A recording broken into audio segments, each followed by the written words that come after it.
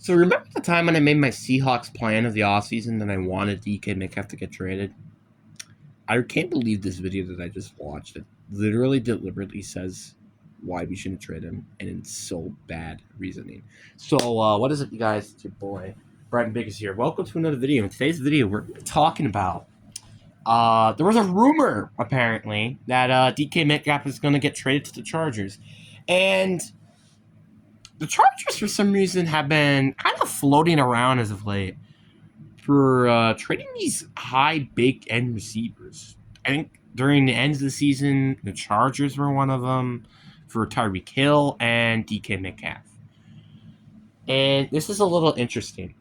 And there's a lot I want to involve here. But before we get into today's video, like and subscribe. We are on the road to getting to 500. I was about to say 600. I wish that was the case. 500 subscribers. But anyway, enough said. Let's get into the video. So I watch a channel that I'm not going to talk about, obviously, what the specific channel is. And they cover Seahawk news, rumors, etc. And today I watched a video that said DK Metcalf, there's a rumor that DK Metcalf could get traded to the Chargers. And I was like, okay, this isn't a bad idea, right? Because think about it. If we can get like really good offer, like 2 first-round picks, a first or a second next year, or a first rounder and an additional second, and if like let's say it's like you make it to the AFC divisional round, that I feel like would be an offer personally I would accept as well if I'm the GM, because you're getting a bona fide great receiver, which Justin Herbert has never really had outside of Keenan Allen in his career. So just to let you know. And that team also needs receivers. And, sometimes it's not easy to draft a DK Metcalf. But, and also, Jim Harbaugh doesn't particularly like not drafting wide receivers. He doesn't particularly like drafting receivers. Known in history. But now I want to talk about this one specific thing. Right?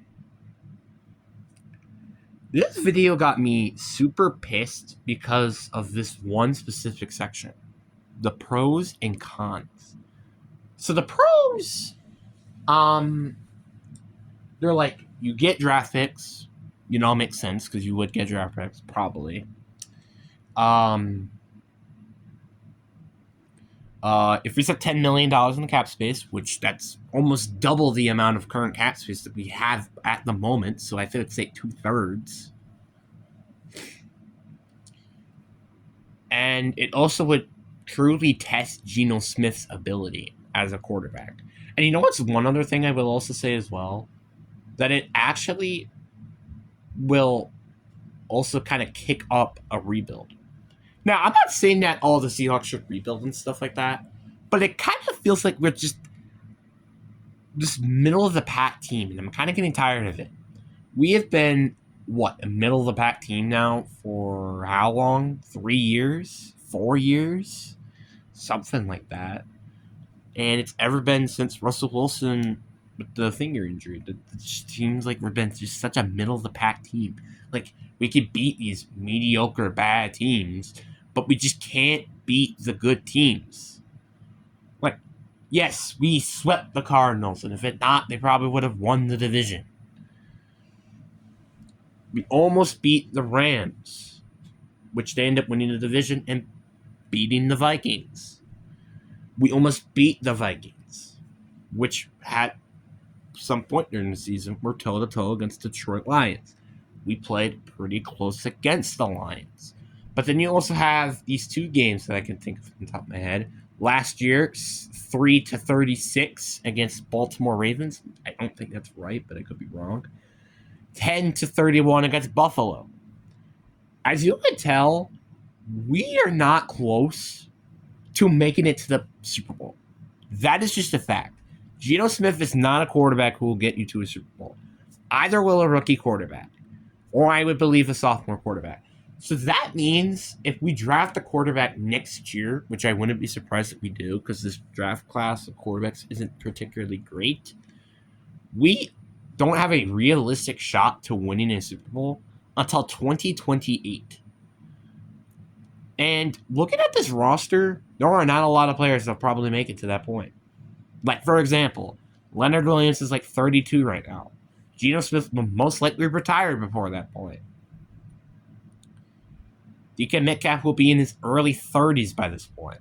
So not as good as a receiver as he is right now. Noah Fant would be in his 30s. Are you starting to get the theme now?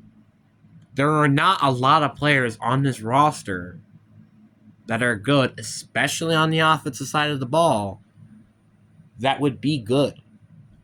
There are also still a lot of holes on this roster, like the offensive line, just anywhere in general. Tackle, interior, tight end is an issue. Wide receiver might be a potential issue, especially when Metcalf gets traded. Quarterback is an issue. The defensive line, edge rushers are an issue. Linebacker is an issue, and corner is an issue. So the only positions that we don't have an issue with right now is running back and safety. That is it. And I guess kicker and punter. But you see the problem with that? That we have almost every position on this roster that is a need. That is a problem. We are not going to win a Super Bowl if we have all of these needs in the roster. It's okay to still have needs. We can't be a perfect roster. Like, you don't have to have a perfect roster to win a Super Bowl. I mean, hell, the Chiefs have been doing this a couple of years now. What you need are elite to great players. And that's another thing that this team lacks.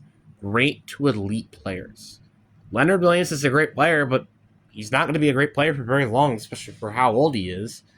Metcalf, yeah, sure, is one of our great to elite players, but once again, he's going to get in his early 30s by the point we win a Super Bowl, or realistically. And Kenneth Walker would then be our only great to elite player, unless JSN is continuing to be on the road where he is. And I guess Devin Witherspoon as well. But you kind of get the point here. The point is that we do not have a lot of great to elite players right now. The only players I could really think of that will make it to the 2028 Super Bowl run that isn't, I think, will progress would be Kenneth Walker, JSN potentially, and Devin Witherspoon. That's it. That is not good. That is pretty bad. So if you're expecting this team to win a Super Bowl with that as your roster in 2028, fat chance. This is why I'm totally fine with trading DK Metcalf. Because realistically in the future, this is going to help us significantly. It can help us with the rebuild because we kind of need a rebuild right now. Because we're not going to be winning the Super Bowl this year. We're not going to be winning the Super Bowl next year. Or the season after that. I don't see that ever happening. Ever. If I could throw a rookie quarterback in the situation, like a quarterback let me just think of like Bo Nix, for example. This team would not be as good. Like, this team would still not win a Super Bowl. It just won't. Obviously, if you threw a Patrick Mahomes in there, of course it will win it. But if we're throwing like a average good quarterback, which is kind of what Bo Nix is, this team will not win one. And honestly, to be fair, the offensive line that we currently have will also, I think, make it very difficult for whatever quarterback that we have to win a Super Bowl, including Patrick Mahomes. That's my opinion. So when I saw the cons, it got me very pissed off. You know what it did? He listed every good thing that he's done in his career. And he's our only deep threat receiver. Let me just list these two. Those are the two things that he stated. You stated four things? No, you stated two things. I only hear two things. One, he's a great receiver who is consistently putting up over 900 yards. And he's a deep threat. That is the only thing I can hear. And guess what? Jason has shown highlights of being a deep threat receiver, by the way. Remember that one game last year, San Fran on Thursday night, where he had that amazing one-hand grab? That was a deep ball downfield. Yes, I understand Jason can't do everything. But, again, you still have Jay Bobo, got A.J. Bardner, have Charbonnet and Walker at running backs. Like, you just have a good offense. You really do. It just sucks that your quarterback isn't it bad. You just have a sucky quarterback with also a kind of a sucky offensive line. I'm just saying. And we're stuck with Geno Smith. Not because of his contract, but because of the free agency of quarterbacks. Yeah, could Justin Fields be a good quarterback to have? Sure, but I don't know if we'll get him. Sam Darnold, I don't really trust him, plus, especially with the contract he's probably going to get. And the rookie quarterbacks, Shador Sanders, will he be available at 18? Cam Ward, will he be available at 18? You know, it's just like, I don't see that happening. Unless Quinn Ewers, we draft him in the late round or mid rounds, maybe like round 3, let's say, sits behind Geno Smith, there's our quarterback. That only will cut a year off of what I expect this team to win a Super Bowl. And that's 1 year. And that's a problem. Like I said, we kind of just need to rebuild. We don't have our offense fully set up. Our defense, yes, has improved, still has a lot of needs all over it. Like, we still need basically 1, 2, 3, 4 players on defense, I would say. And on offense, we still need 1, 2, 3, 4, 5, 6, 7 players. So you have 7 plus 4. You have 11 players that you still need to fix this team, which will be quarterback, wide receiver, tight end, offensive line, any positions, defensive line, linebacker, corner, and that's it. That is a problem. Like I said, this is why we kind of need to rebuild. We do got a great start to the rebuild. I won't deny with that. This team is solid. We just need better draft picks. I'm tired of being this mushy middle team. Because we're not good eventually. We're kind of like the Vikings right now. We're not good enough to win a Super Bowl, but we're also not bad enough to get a bad draft, to get a high draft pick. We're not anywhere in there. We are in the mushy middle that just either needs to rebuild or aggressively improve on this roster, which John Snyder, if you haven't seen last season, barely upgraded the roster. I love the fact back in 2022, when this team looked way better than expected, what did he do? Went and signed Jermont Jones for an 11-year contract, who was a decent player. You know what he didn't do? He didn't went and go get these good players that this team desperately needed. Why are we doing this during the mid-season rather than the off-season? When I don't know, you're supposed to get talent. It just makes no sense to me. Why are we doing this? This team needs to kind of rebuild the more you think about it, and this team just needs to really make some major changes if this team really wants to contend for the NFC West for years to come. Arizona has been looking very promising. LA will probably, honestly, to be honest, they'll probably drop off. Puka Nacua is going to get better, probably. San Fran is still going to be a good team for years to come afterwards. Which then leaves us. I would say in the next 5 years, 5 years later, we'll be the third best team in the NFC West, behind San Fran and Arizona. That is not a good thing. This is a bad thing. We need to improve. That's just what needs to happen. Otherwise, it's just not going to happen. So back to the cons again. We're missing out on a great receiver. Can I just mention this? The Bills and the Chiefs do not have great receivers. Do they have good receivers? Yeah. Do they have great ones? No. You know what they have? Good offensive line. Great and elite running backs that have good backups. A dual threat quarterback who is an elite with good complementary defenses, which you know how many stuff we have of all of that? One, which is a complementary defense. We do not have a great and elite running back. Actually, you know what? We also do that, have that too. So that's two. Do we have a great or elite quarterback? No. Do we have a good receiving core? Sure we do, but it only relies on, really, right now, DK Metcalf and JSN, because Tyler Lockman's going to retire or get cut eventually. So I would honestly say that we have a good receiving core eventually. This is a problem.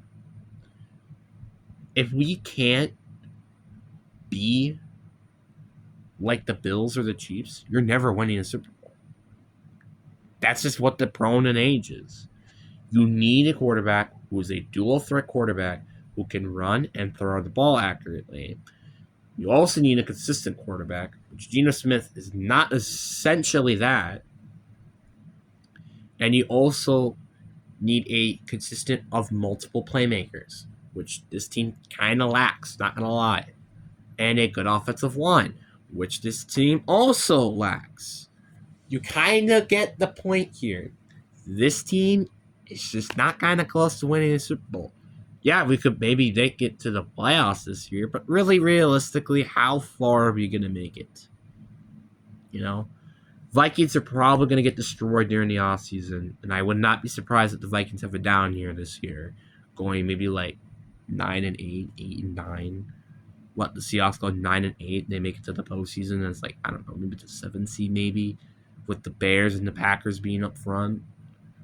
And that's like just going off the top of my head. Let's just say like the Lions won the first seed, the Niners win the third seed, Rams have a down year, they miss the postseason. Bears aren't quite there yet, and they miss the playoffs with an 8-9 record. The Commanders win, the Packers win, and we're the 7th seed. The 2nd seed goes to the Eagles. The 3rd seed can be the Niners, and then the 4th seed would be the Buccaneers. That means we would go against the Eagles. Do I see us beating the Eagles anytime soon? No. No, I don't. Because you know what that team has? A good, great quarterback who can do dual threat style. A great and elite running back. Great and elite receiving core. One of the best offensive lines in the league. One of the best defensive lines in the league. Good linebacking core. And a very young and promising secondary. Does this team have an average to mid quarterback, great and elite running back core, a good and average receiving core, a bad tight end, a bad offensive line, a pretty mediocre pass rush and defensive line, respectively, mediocre linebackers and bad linebackers, if not including Ernest Jones? Devin Witherspoon is the only guy, and with Julian Love in the secondary. Outside of that, this secondary is looking kind of ass. We have only 4 things that can make us have a chance against Philly. That is an issue. And again, this is going off if the Bears collapse. Same thing with the Vikings and the Rams. Realistically, I think we will be better than the Cardinals next year. I think we'll be better than the Bears next year. I think we'll be better than almost every team in the NFC South except the Bucks. And I think we'll be better than the Giants and the Cowboys next year. That leaves us as the 8th best team, which that means we are the best team to miss out on the postseason. Again. And again, even looking at the AFC probably, I see us definitely beating the Raiders, but I don't really see us beating any team in the AFC West. I see us beating the Browns, but again, same roadblock. I don't see us beating any team else in the AFC. I see us beating the Colts, Jaguars, and Titans because of where their situations are. We're not beating the Texans. We could beat the Jets and the Patriots, but I don't think we're going to beat the Dolphins or the Bills. So that leaves us as the ninth best team in the AFC. And you know what? All the teams that they can beat us have in common, they're all good teams. So can I say this team is a good team if they can't beat any good teams? No, I cannot. So what I can confidently say is that this team needs to rebuild or make drastic changes during the offseason to change my mind. If this team really wants to make me change my mind, you would have to, one, make it to the postseason, which we haven't done a couple of years ago now, and not be the 7th seed. So that's two things. And to win a playoff game. Those are the three things that will make me change my mind about this team not being a rebuild team. My expectations, we're going to go 9-8 or 8-9 this year. Middle of the pack. But anyway, hope you guys enjoyed this video. Peace.